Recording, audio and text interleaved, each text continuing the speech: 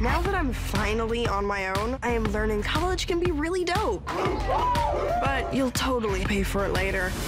Mom?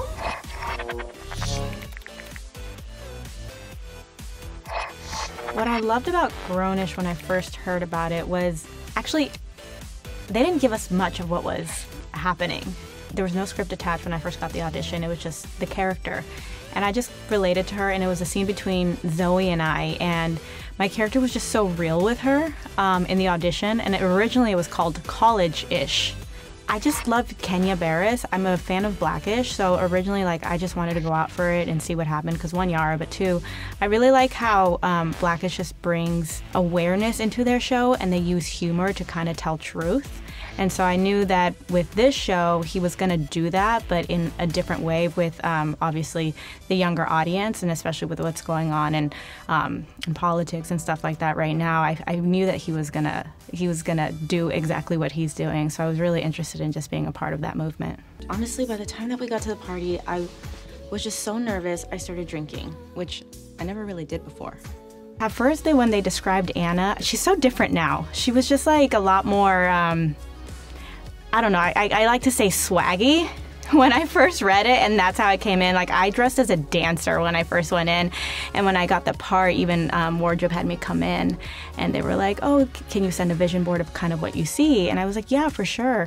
And then when I met Kenya, I think before the network table read, he was like, I need you to help me kind of develop her. I think we're gonna go in a different direction.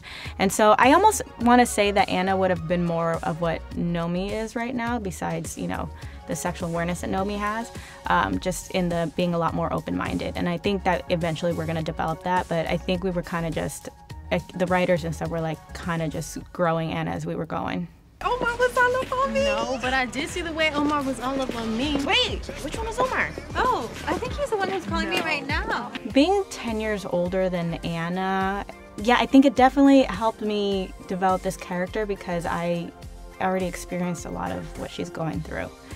And even in this day and age, there's certain things that I'm going through, and then I read the script, I'm like, oh, I know exactly. It's funny, people have asked, would you be friends with Anna? And I'm like, at her age, I don't know, I can't answer that because I was a little brat when I was 18. Now, at 29, I'm like, I would want to take her under my wing because I get it.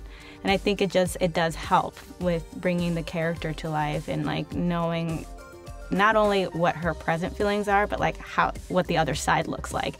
And we always want to know what the other side looks like. Hashtag yes, all safe spaces, and hashtag yes. You know, you go through stages in life, and college is another stage right after high school, and then after college, it's you're experiencing your 20s, and then you hit 25, and that's a different stage in life, and then you're almost 30, and hello, and then it's like, oh, I'm going into a different stage, and I'm probably the most comfortable I've ever been, which is nice.